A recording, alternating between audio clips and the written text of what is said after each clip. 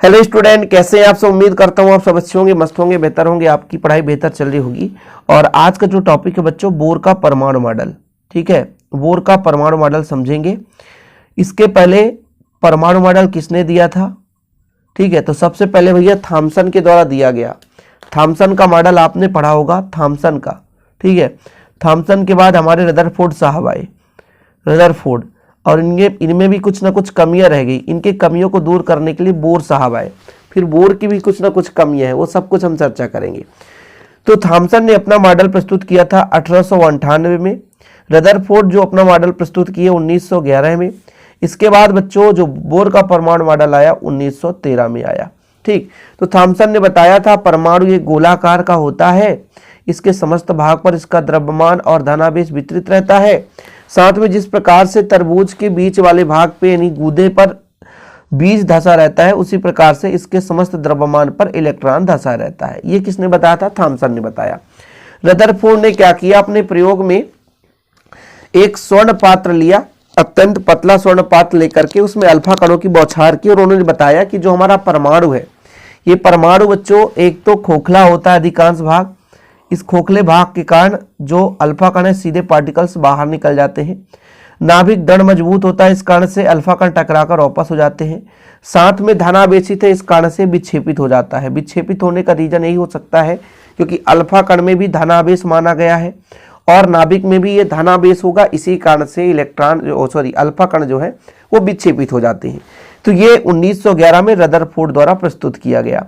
इसके बाद हमारे बोर साहब आए, इन्होंने, जिनका पूरा नाम नील्स बोर है, 1913 में भैया रदरफोर्ड के परमाणु मॉडल की कमियों को दूर करने के लिए क्वांटम सिद्धांत पर आधारित एक मॉडल प्रस्तुत किए। ठीक है, जिसे हम कहते हैं बोर का परमाणु मॉडल। ओके, समझ गए ना कि बोर साहब 1913 में आए अपना मॉडल लेकर के। इसके पहले थॉमसन ने भी अपना मॉडल प्रस्तुत किया, लेकिन उतना उपयोगी नहीं रहा। रदरफोर्ड में भी कुछ न कुछ कमियां रही, जिसके कारण जैसे परमाणु का स्थायित्व का व्याख्या न कर पाना, रेखीय स्पेक्ट्रम की व्याख्या न कर पाना, ये जो आपके रदरफोर्ड के परमाणु मॉडल की सीमाएं हैं। परमाणु के स्थायित्व का व्याख्या न कर पाना, रेखीय स्पेक्ट्रम की व्याख्या न कर पाना, ये उतना उचित रूप से रदरफोर्ड के परमाणु मॉडल के आधार पर व्याख्या नहीं की जा सकती। बच्चों समझ में आया? इसलिए तो बोर साहब आए और उन्होंने बताया, पहला नंबर ये बताया कि परमाणु में समस्त द्रव्यमान और धनावेश, परमाणु के समस्त द्रव्यमान और धनावेश उसके नाभिक पर केंद्रित होता है। उन्होंने बताया कि एक हमारे पास परमाणु है और परमाणु है बच्चों, तो इस परमाणु का एक नाभिक है, सेंटर पॉइंट होगा। ये परमाणु है नाभिक, इसका समस्त धनावेश इसके सेंटर पर है यानी केंद्र पर है। ये चीज बताया। किसने बताया? बोर ने बताया। भाई ये चीज किसी ने नहीं बताया था, रदरफोर्ड साहब भी नहीं बताए थे। समस्त द्रव्यमान इसके नाभिक पर है। रदरफोर्ड साहब तो इन्होंने बताया था भाई कि अधिकांश भाग खोखला है और बीच में धनावेश है। उन्होंने ये नहीं बताया था संपूर्ण द्रव्यमान यहाँ पर है। लेकिन बोर साहब आए और बोले कि परमाणु का समस्त द्रव्यमान और धनावेश उसके केंद्र पर होता है। ठीक है, और जो इलेक्ट्रॉन होते हैं सभी संभव कक्षाओं में नहीं घूमते। ऐसा नहीं है कि कहीं भी घूमने लग जाए, उनकी भी एक विशिष्ट कक्षा होती है, मतलब एक अपने निश्चित कक्षा में ही इलेक्ट्रॉन चक्कर लगाते हैं। ये किसने बताया? बोर ने बताया। पहले नंबर में आप यही लिख सकते हो कि भाई उन्होंने बताया कि समस्त द्रव्यमान और धनावेश उसके नाभिक यानी सेंटर पॉइंट में नाभिक पर केंद्रित होता है, और जो इलेक्ट्रॉन होते हैं सभी संभव कक्षाओं में नहीं घूमते, मतलब अनियमित रूप से घूमने लग जाए।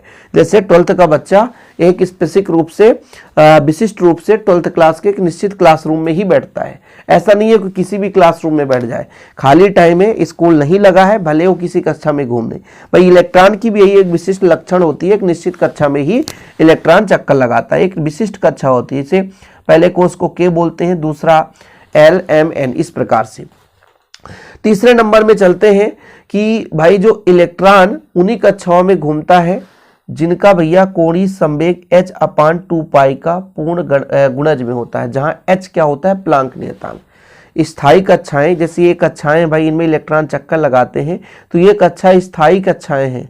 ठीक है, उसी कक्षा को हम स्थायी कक्षा कह सकते हैं जिसका भैया कोणीय संवेग h/2π का समगुणक हो। ठीक, ये चीज है। अब जैसे मान लीजिए बताया गया कि कोई भी इलेक्ट्रॉन, जैसे मान लीजिए अपने कक्षा में चक्कर लगाता है, तो जब वो अपने कक्षा में चक्कर लगाता है तो उसे ऊर्जा की आवश्यकता नहीं होती, ना तो इलेक्ट्रॉन उत्सर्जित करता है ऊर्जा और ना ही कोई इलेक्ट्रॉन ऊर्जा को अवशोषित करता है। यानी जब कोई इलेक्ट्रॉन अपने कक्षा पे घूम रहा होता है, अपने कक्षा पे चक्कर लगा रहा होता है, तो ना तो उसे इलेक्ट्रॉन ऊर्जा की आवश्यकता होती है, मतलब उस इलेक्ट्रॉन को ना तो ऊर्जा की आवश्यकता होती है, अर्थात ना तो अवशोषण होता है और ना ही उत्सर्जन होता है। हाँ, जब इलेक्ट्रॉन अपने निम्न ऊर्जा स्तर से उच्च ऊर्जा स्तर पर जाता है तो फिर ऊर्जाओं का डिफरेंस हो, जैसे मान लीजिए निम्न ऊर्जा स्तर से उच्च ऊर्जा स्तर पर जाता है तो ऊर्जा का अवशोषण करेगा, मतलब ऊर्जा उसको जरूरत पड़ेगी। और वहीं पे जब जैसे ये हमारा पहला कोष है, मान के चलता हूं कि ये एल ए एम है, तो जब के से एल में इलेक्ट्रॉन जाएगा तो ऊर्जा का अवशोषण करेगा। क्या करेगा? अवशोषण, क्योंकि वो निम्न ऊर्जा स्तर से उच्च ऊर्जा स्तर पर जा रहा है। ये ऊर्जा स्तर के बढ़ते हुए क्रम है। ये जैसे जैसे आप बाहर जाएंगे तो ऊर्जा स्तर का क्रम बढ़ता जाएगा। तो जैसे ही निम्न ऊर्जा स्तर से उच्च ऊर्जा स्तर पर जाएगा तब उसे कहीं ना कहीं एनर्जी की आवश्यकता होगी, ऊर्जा की आवश्यकता होगी, अवशोषण करेगा। और फिर वही इसके रिवर्स में, उल्टा में भी यही होता है कि जब इलेक्ट्रॉन उच्च ऊर्जा से निम्न में जाता है, जैसे ये पहले यहां पर है, मान लीजिए बाहर, यहाँ पे एम पर है, ये पुनः एल पर जाना चाहे तो फिर ये इलेक्ट्रॉन जो है ऊर्जा क्या कर सकते हैं? उत्सर्जित कर सकते हैं। मतलब यहां पर एक निष्कर्ष निकला कि जब निम्न ऊर्जा से उच्च ऊर्जा पर जाता है, उच्च ऊर्जा स्तर पर या उच्च ऊर्जा कोष पर, तो जो भी इलेक्ट्रॉन है वो ऊर्जा को अवशोषित करेंगे। लेकिन वहीं पे जब अपने उच्च ऊर्जा स्तर से निम्न ऊर्जा स्तर पर आते हैं तो इलेक्ट्रॉन जो है ऊर्जा को उत्सर्जित कर देते हैं। पहले अवशोषित करते हैं, अवशोषित का मतलब लेना, तब वो उच्च में जाएंगे, और फिर जब उच्च से निम्न में जाएंगे तो उत्सर्जित कर देंगे। ठीक है, क्लियर है? इतना समझ में आ गया? चलिए, क्या क्या लिखना है पहले ये समझिए। यहां पर देखो, परमाणु का समस्त द्रव्यमान और समस्त धनावेश नाभिक पर केंद्रित रहता है।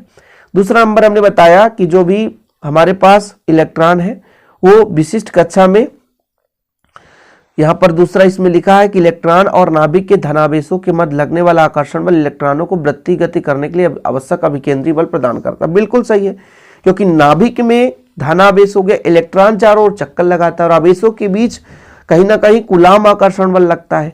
तो जब वो वृत्तीय मार्ग पर गति कर रहे हैं तो उसे अभिकेंद्री बल प्रदान करता है। इलेक्ट्रॉन नाभिक के चारों सभी संभव कक्षाओं में नहीं घूमते, कुछ विशिष्ट कक्षाओं में ही घूमते हैं, ये चीज मैंने बताया। और वही कक्षा स्थायी कक्षा कहलाएंगे जिनका कोणीय संवेग h/2π का पूर्ण गुणज होता है।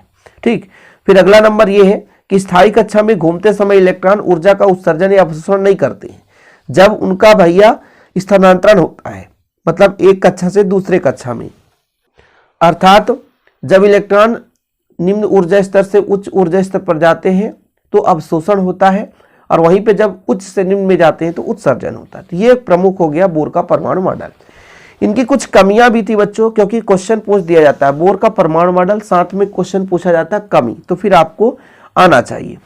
इस मॉडल द्वारा केवल एक इलेक्ट्रॉन वाले परमाणु जैसे हाइड्रोजन या आयनित हीलियम, जैसे मान लीजिए हीलियम का परमाणु क्रमांक 2 है, एक इलेक्ट्रॉन त्याग दिया तो आयनित उसके पास एक ही बचेगा।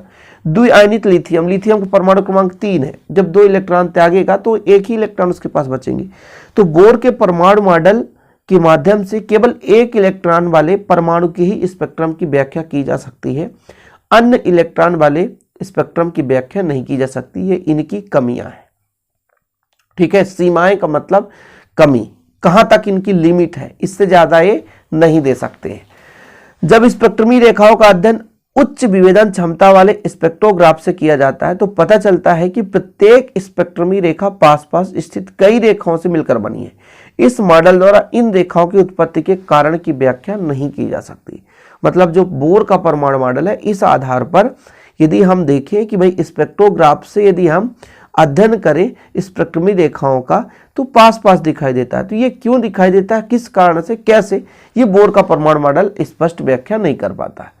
कुछ स्पेक्ट्रमी रेखाओं की तीव्रता अधिक और कुछ स्पेक्ट्रमी रेखाओं की तीव्रता कम होती है। बोर के मॉडल द्वारा इस तथ्य की भी व्याख्या नहीं की जा सकती। इस मॉडल द्वारा स्पेक्ट्रमी रेखाओं पर चुंबकीय क्षेत्र की प्रभाव भी व्याख्या नहीं की जा सकती, और इस मॉडल द्वारा रिडबर्ग नियतांक का मान भी, है ना, प्रायोगिक मान से सदैव भिन्न होता है। तो ये कुछ इनके कमियां हैं जो कि तैयार करना चाहिए। क्वेश्चन आता है रदरफोर्ड का परमाणु मॉडल और साथ में कमी, रदरफोर्ड सॉरी तो वो तो है ही है, बोर का परमाणु मॉडल है तो बोर का परमाणु मॉडल आता है, और साथ में कमी। तो इतना आप लोग तैयार कर लीजिएगा और बहुत ही महत्वपूर्ण है बच्चों, आप लोगों के लिए काफ़ी हेल्पफुल है। और ऐसे वीडियो पाने के लिए चैनल को सब्सक्राइब जरूर कर लीजिएगा, ताकि ऐसे वीडियो हम आप लोगों के लिए लाते रहें। बस आप लोगों का प्यार और सपोर्ट बना रहता है तो हम भी आप लोगों के लिए बेहतर रूप से मेहनत करने के लिए तैयार रहते हैं। ओके बच्चों, आज के लिए इतना ही। वीडियो पसंद आए तो लाइक करके शेयर करें। जय हिंद, वंदे मातरम।